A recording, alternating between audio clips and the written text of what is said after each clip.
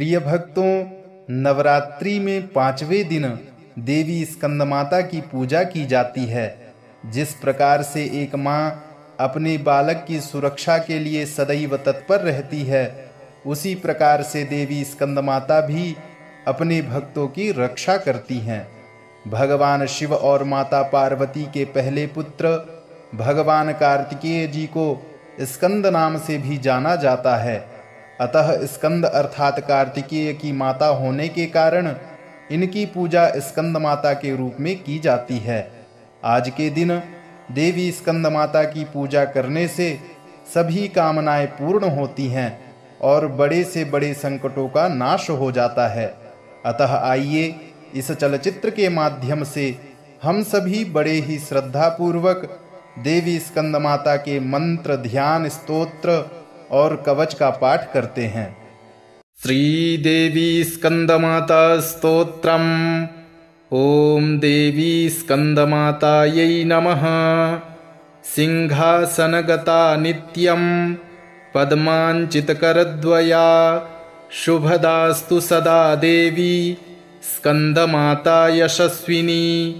या देवी सर्वभूतेषु मां स्कंदमाता रूपेण संस्थिता। नमस्तस्यै नमस्तस्यै नमस्तस्यै नमो नमः।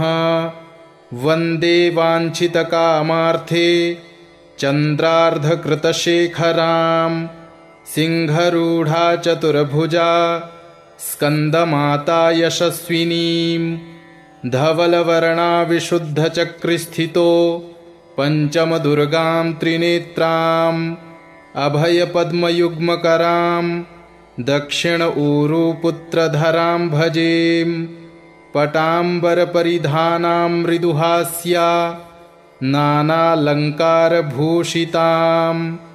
मञ्जीरहारकेयूरकिङ्किणी रत्नकुण्डलधारिणीं। प्रफुल्लवदनां पल्लवाधरां कान्तकपोलां पीनपयोधरां। कमनीयां लावण्यां चारु त्रिवलीनितम्बनीं। नमामि स्कंदमाता स्कंदधारिणीं। समग्रतत्त्वसागरं पार पार गहरां।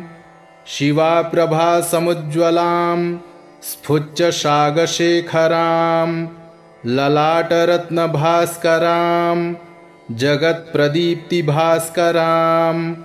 महेन्द्रकश्यपार्चितां सनत्कुमारसंस्तुतां। सुरासुरेन्द्रवन्दितां यथार्थनिर्मलाद्भुतां। अतर्क्यरोचिरुविजां विकारदोषवर्जितां। मुमुक्षुभिर्विचिन्तितां विशेषतत्त्वमुञ्चितां। नानालङ्कारभूषितां मृगेन्द्रवाहनाग्रजां। सुशुद्धतत्त्वतोषणां त्रिवेदमारभूषणां। सुधार्मिकौपकारिणी सुरेन्द्रवैरिघातिनीं। शुभां पुष्पमालिनीं सुवर्णकल्पशाखिनीं। तमोन्धकारयामिनीं शिवस्वभावकामिनीं। सहस्रसूर्यराजिकां धनञ्जयोग्रकारिकां। सुशुद्धकालकन्दला सुभृडवृन्दमञ्जुला। प्रजायिनी प्रजावती नमामि मातरं सतीं। स्वकर्मकारणे गतिं हरप्रिया च पार्वतीम्। अनन्तशक्तिकान्तिदा यशो अर्थभुक्तिमुक्तिदां। पुनः पुनर्जगद्धितां नमाम्यहं सुरार्चितां। जयेश्वरी त्रिलोचने प्रसीद देवी पाहि माम्। ऐं बीजालिङ्का देवी पदयुग्मधरा परा। हृदयं पातु सा देवी कार्तिकेययुता। श्रीं ह्रीं हुं ऐं देवी पर्वस्या पातु सर्वदा। सर्वांगं मे सदा पातु स्कंदमाता पुत्रप्रदा वाडवाडामृते हुंफट् बीजसमन्विता उत्तरस्या तथाग्ने च वारुणे नैऋते अवतु इन्द्राणी भैरवी चैव सितांगी च संहारिणी सर्वदा पातु मां देवी चान्यान्यासु हि दिक्षु वै सिंहासनगता नित्यं पद्माञ्चितकरद्वया शुभदास्तु सदा देवी स्कंदमाता यशस्विनी या देवी सर्वभूतेषु मा स्कंदमाता रूपेण संस्थिता नमस्तस्यै नमस्तस्यै नमस्तस्यै नमो नमः वन्दे वाञ्छितकामार्थे चन्द्रार्धकृतशेखरां सिंहरूढा चतुर्भुजा स्कंदमाता यशस्विनीं धवलवर्णा विशुद्धचक्रिस्थितो पंचमदुर्गां त्रिनेत्राम् अभयपद्मयुग्मकरां दक्षिण ऊरुपुत्रधरां भजेम पटाम्बरपरिधानां मृदुहास्या नानालङ्कारभूषितां मञ्जीरहारकेयूरकिङ्किणी रत्नकुण्डलधारिणीं प्रफुल्लवदनां पल्लवाधरां कान्तकपोलां पीनपयोधरां कमनीयां लावण्यां चारु त्रिवलीनितम्बनीं नमामि स्कंदमाता स्कंदधारिणीं समग्रतत्त्वसागरं पारपारगहरां शिवाप्रभासमुज्ज्वलां स्फुच्चशागशेखरां ललाटरत्नभास्करां जगत्प्रदीप्तिभास्करां महेन्द्रकश्यपार्चितां सनत्कुमारसंस्तुतां सुरासुरेन्द्रवन्दितां यथार्थनिर्मलाद्भुतां अतर्क्यरोचिरुविजां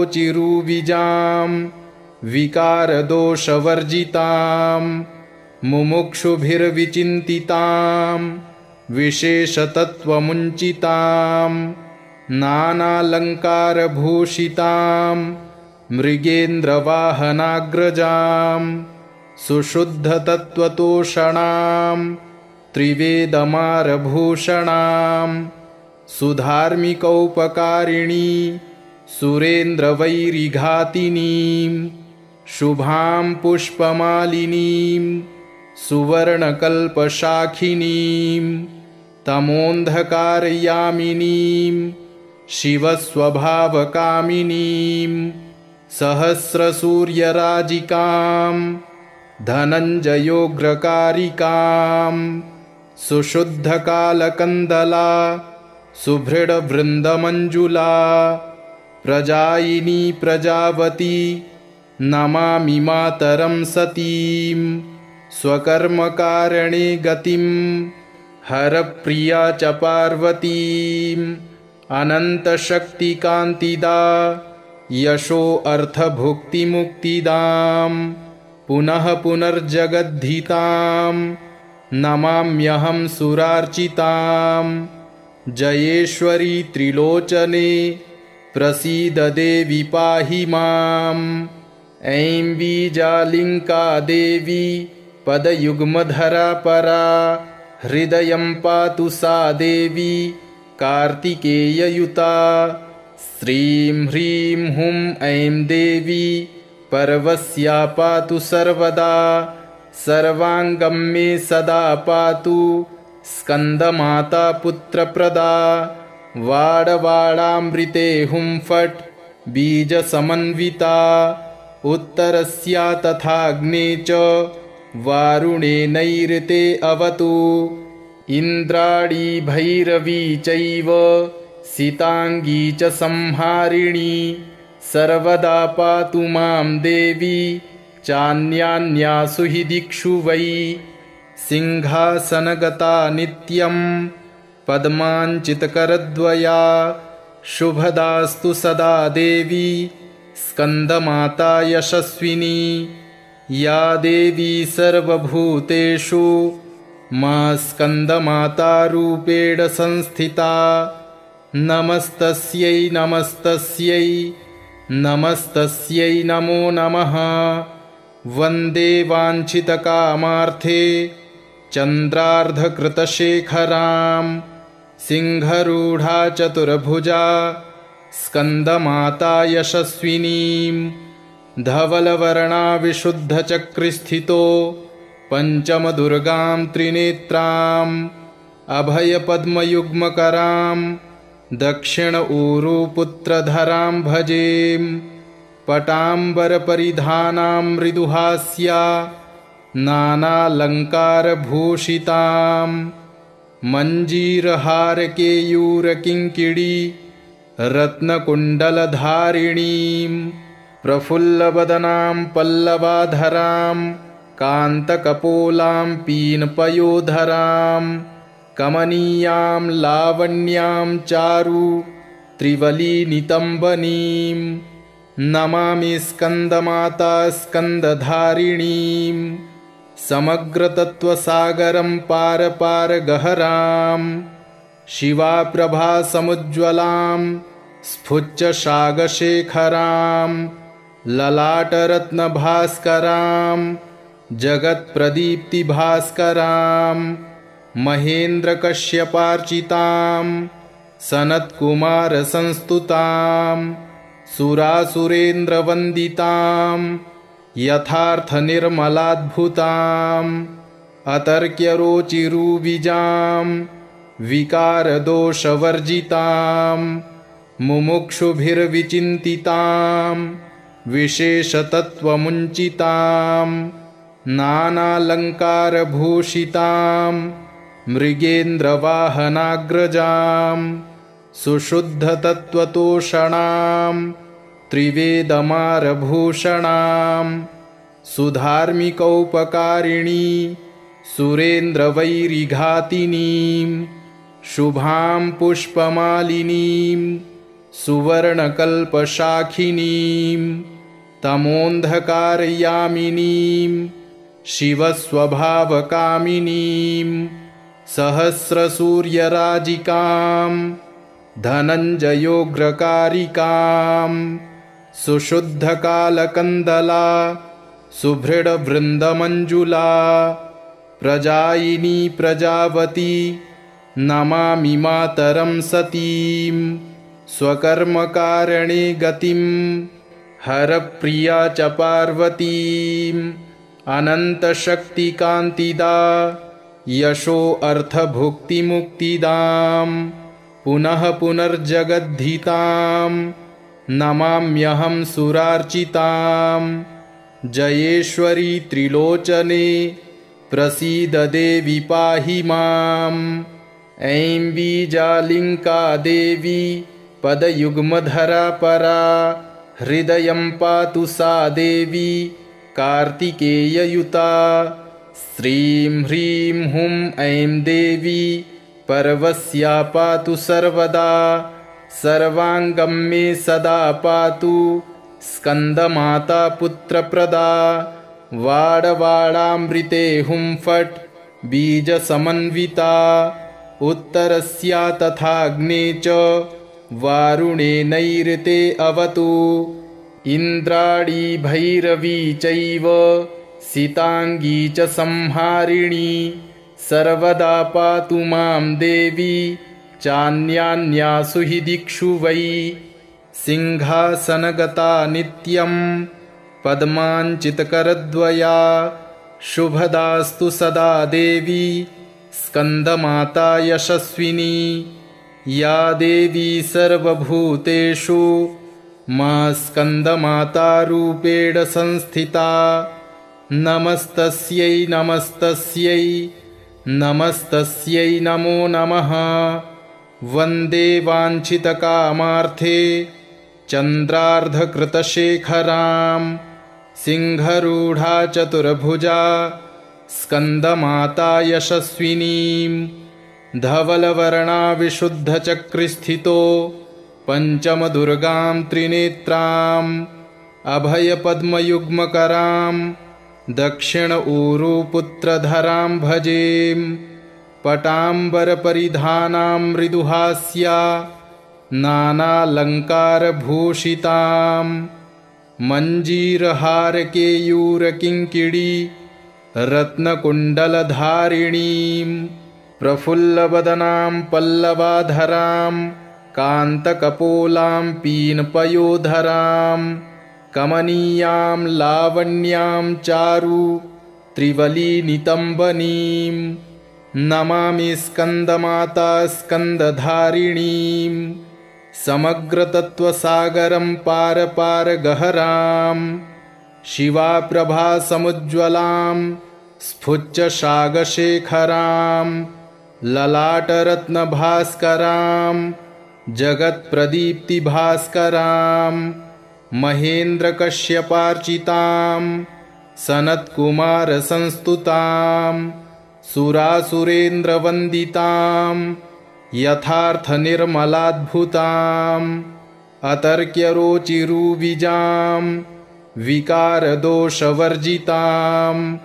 मुमुक्षुभिर्विचिन्तितां विशेषतत्त्वमुञ्चितां नानालङ्कारभूषितां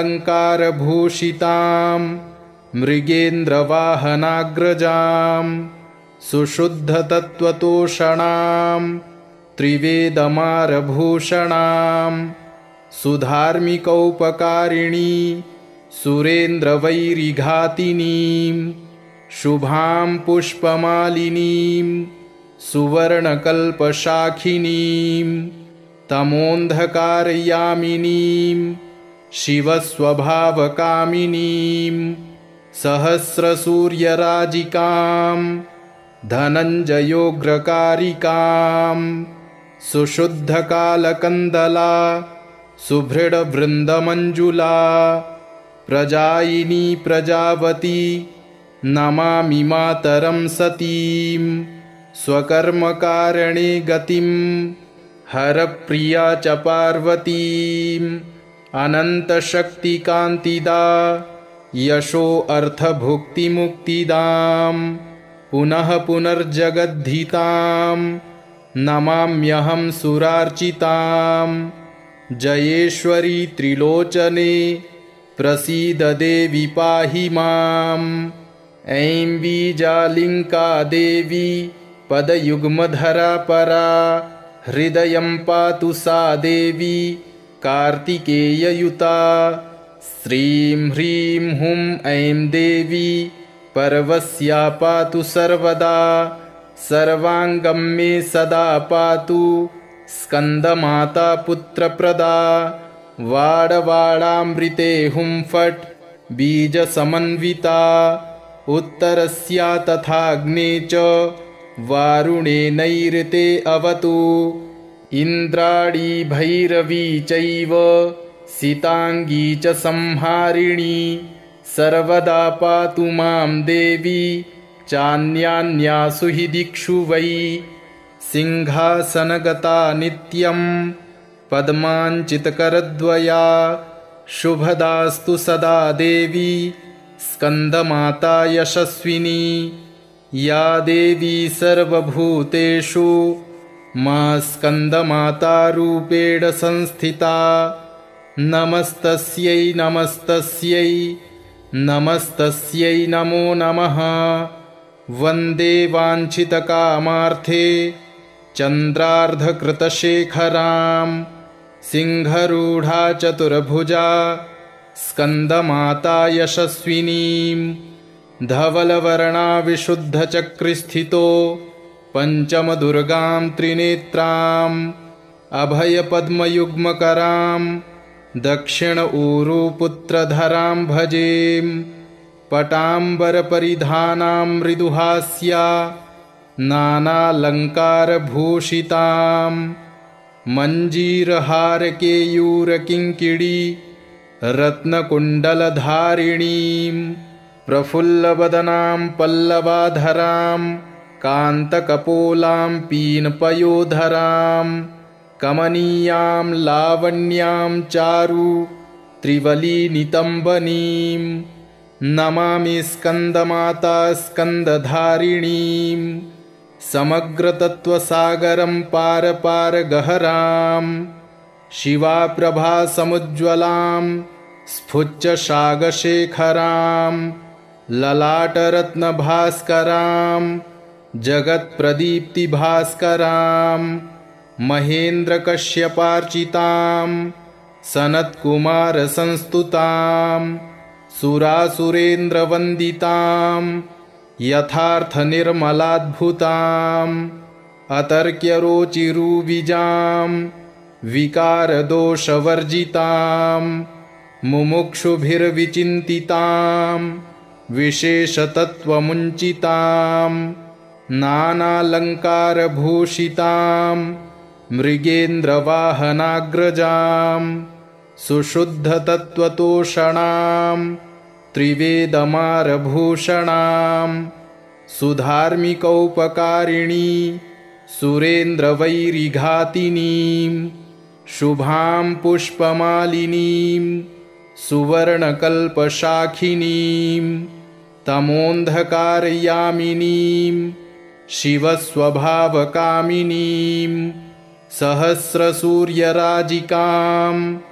धनञ्जयोग्रकारिकां सुशुद्धकालकन्दला सुभृडवृन्दमञ्जुला प्रजायिनी प्रजावती नमामि मातरं सतीं स्वकर्मकारणे गतिं हरप्रिया च पार्वतीम् अनन्तशक्तिकान्तिदा यशो अर्थभुक्तिमुक्तिदां पुनः पुनर्जगद्धितां नमाम्यहं सुरार्चितां जयेश्वरी त्रिलोचने प्रसीद देवी पाहि माम् ऐं बीजालिङ्का देवी पदयुग्मधरा परा हृदयं पातु सा देवी कार्तिकेययुता श्रीं ह्रीं हुं ऐं देवी पर्वस्या पातु सर्वदा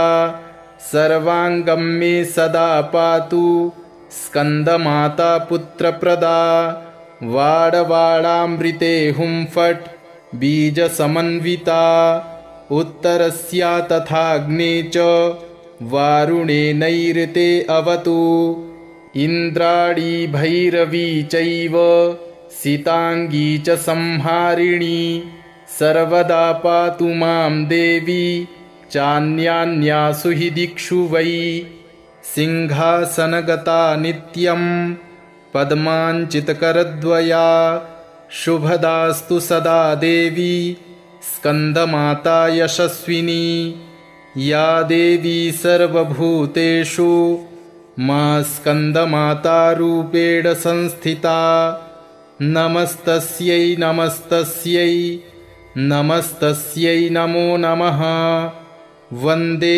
वाञ्छितकामार्थे चन्द्रार्धकृतशेखरां सिंहरूढा चतुर्भुजा स्कन्दमाता यशस्विनीं धवलवर्णा विशुद्धचक्रिस्थितो पञ्चमदुर्गां त्रिनेत्राम् अभयपद्मयुग्मकरां दक्षिण ऊरुपुत्रधरां भजेम पटाम्बरपरिधानां मृदुहास्या नानालङ्कारभूषितां मञ्जीरहारकेयूरकिङ्किणी रत्नकुण्डलधारिणीं प्रफुल्लवदनां पल्लवाधरां कान्तकपोलां पीनपयोधरां कमनीयां लावण्यां चारु त्रिवलीनितम्बनीं नमामि स्कन्दमाता स्कन्दधारिणीं समग्रतत्त्वसागरं पारपारगहरां शिवाप्रभासमुज्ज्वलां स्फुच्चशागशेखरां ललाटरत्नभास्करां जगत्प्रदीप्तिभास्करां महेन्द्रकश्यपार्चितां सनत्कुमारसंस्तुतां सुरासुरेन्द्रवन्दितां यथार्थनिर्मलाद्भुताम् अतर्क्यरोचिरुबीजाम् विकारदोषवर्जिताम् मुमुक्षुभिर्विचिन्तिताम् विशेषतत्त्वमुञ्चिताम् नानालङ्कारभूषिताम् मृगेन्द्रवाहनाग्रजाम् सुशुद्धतत्त्वतोषणाम् त्रिवेदमारभूषणाम् सुधार्मिकौपकारिणी सुरेन्द्रवैरिघातिनीम् शुभां पुष्पमालिनीं सुवर्णकल्पशाखिनीं तमोन्धकारयामिनीं शिवस्वभावकामिनीं सहस्रसूर्यराजिकां धनञ्जयोग्रकारिकां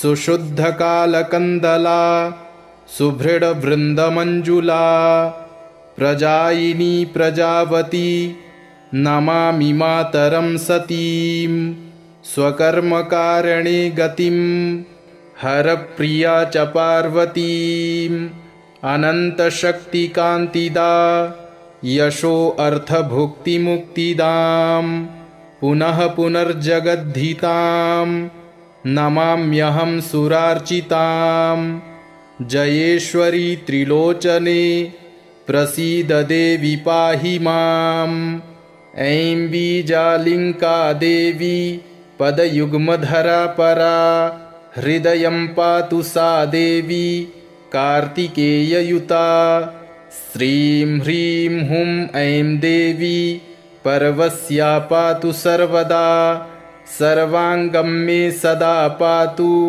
स्कन्दमाता पुत्रप्रदा वाडवाडामृते हुं फट् बीजसमन्विता उत्तरस्या तथाग्ने च वारुणे नैऋते अवतु इन्द्राणी भैरवी चैव सिताङ्गी च संहारिणी सर्वदा पातु मां देवी चान्यान्यासु हि दिक्षु वै सिंहासनगता नित्यं पद्माञ्चितकरद्वया शुभदास्तु सदा देवी स्कन्दमाता यशस्विनी या देवी सर्वभूतेषु मा स्कन्दमातारूपेण संस्थिता नमस्तस्यै नमस्तस्यै नमस्तस्यै नमो नमः वन्दे वाञ्छितकामार्थे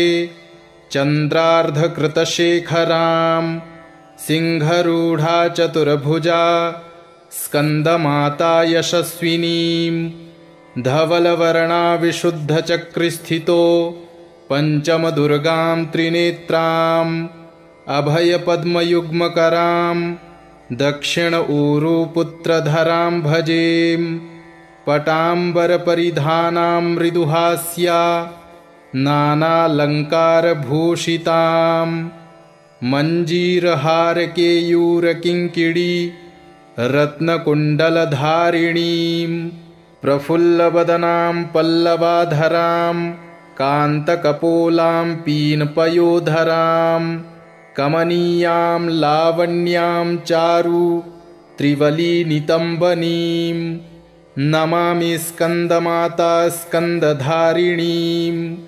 समग्रतत्त्वसागरं पारपारगहरां शिवाप्रभासमुज्ज्वलां स्फुच्चसागशेखरां ललाटरत्नभास्करां जगत्प्रदीप्तिभास्करां महेन्द्रकश्यपार्चितां सनत्कुमारसंस्तुतां सुरासुरेन्द्रवन्दितां यथार्थनिर्मलाद्भुताम् अतर्क्यरोचिरुबीजां विकारदोषवर्जितां मुमुक्षुभिर्विचिन्तितां विशेषतत्त्वमुञ्चितां नानालङ्कारभूषितां मृगेन्द्रवाहनाग्रजां सुशुद्धतत्त्वतोषणां त्रिवेदमारभूषणां सुधार्मिकौपकारिणी सुरेन्द्रवैरिघातिनीं शुभां पुष्पमालिनीं सुवर्णकल्पशाखिनीं तमोऽन्धकारयामिनीं शिवस्वभावकामिनीं सहस्रसूर्यराजिकां धनञ्जयोग्रकारिकां सुशुद्धकालकन्दला सुभृडवृन्दमञ्जुला प्रजायिनी प्रजावती नमामि मातरं सतीं स्वकर्मकारणे गतिं हरप्रिया च पार्वतीम् अनन्तशक्तिकान्तिदा यशो अर्थभुक्तिमुक्तिदां पुनः पुनर्जगद्धितां नमाम्यहं सुरार्चितां जयेश्वरी त्रिलोचने प्रसीद देवी पाहि माम् ऐं बीजालिङ्का देवी पदयुग्मधरा परा हृदयं पातु सा देवी कार्तिकेययुता श्रीं ह्रीं हुं ऐं देवी पर्वस्या पातु सर्वदा सर्वाङ्गं मे सदा पातु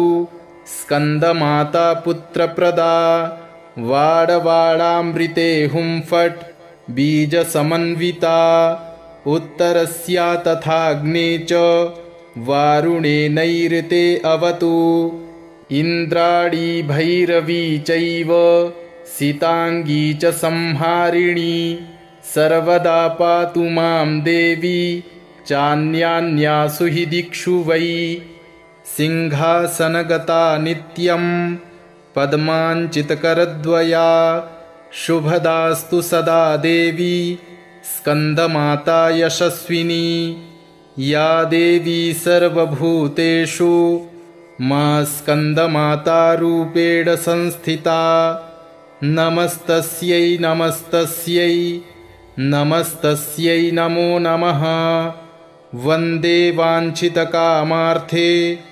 चन्द्रार्धकृतशेखरां सिंहरूढा चतुर्भुजा स्कन्दमाता यशस्विनीं धवलवर्णा विशुद्धचक्रिस्थितो पञ्चमदुर्गां त्रिनेत्राम् अभयपद्मयुग्मकरां दक्षिण ऊरुपुत्रधरां भजेम पटाम्बरपरिधानां मृदुहास्या नानालङ्कारभूषितां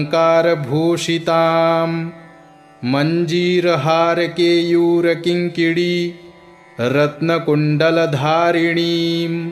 प्रफुल्लवदनां पल्लवाधरां कान्तकपोलां पीनपयोधरां कमनीयां लावण्यां चारु त्रिवलीनितम्बनीं नमामि स्कन्दमाता स्कन्दधारिणीं समग्रतत्त्वसागरं पारपारगहरां शिवाप्रभासमुज्ज्वलां स्फुच्चशागशेखरां ललाटरत्नभास्करां जगत्प्रदीप्तिभास्करां महेन्द्रकश्यपार्चितां सनत्कुमारसंस्तुतां सुरासुरेन्द्रवन्दितां यथार्थनिर्मलाद्भुताम् अतर्क्यरोचिरुविजां विकारदोषवर्जितां मुमुक्षुभिर्विचिन्तितां विशेषतत्त्वमुञ्चितां नानालङ्कारभूषितां मृगेन्द्रवाहनाग्रजां सुशुद्धतत्त्वतोषणां त्रिवेदमारभूषणां सुधार्मिकौपकारिणी सुरेन्द्रवैरिघातिनीं शुभां पुष्पमालिनीं सुवर्णकल्पशाखिनीं तमोऽन्धकारयामिनीं शिवस्वभावकामिनीं सहस्रसूर्यराजिकां धनञ्जयोग्रकारिकां सुशुद्धकालकन्दला सुभृडवृन्दमञ्जुला प्रजायिनी प्रजावती नमामि मातरं सतीं स्वकर्मकारणे गतिं हरप्रिया च पार्वतीम् अनन्तशक्तिकान्तिदा यशो अर्थभुक्तिमुक्तिदाम् पुनः पुनर्जगद्धिताम् नमाम्यहं सुरार्चिताम् जयेश्वरी त्रिलोचने प्रसीद देवी पाहि माम् ऐं बीजालिङ्का देवी पदयुग्मधरा परा हृदयं पातु सा देवी कार्तिकेययुता श्रीं ह्रीं हुं ऐं देवी पर्वस्या पातु सर्वदा सर्वाङ्गं मे सदा पातु स्कन्दमाता पुत्रप्रदा वाडवाडामृते हुं फट् बीजसमन्विता उत्तरस्या तथाग्ने च वारुणे नैऋते अवतु इन्द्राणी भैरवी चैव सिताङ्गी च संहारिणी सर्वदा पातु मां देवी चान्यान्यासु हि दिक्षु वै इति श्रीदेवी स्कन्दमाता स्तोत्रम् एवं कवचं सम्पूर्णम्।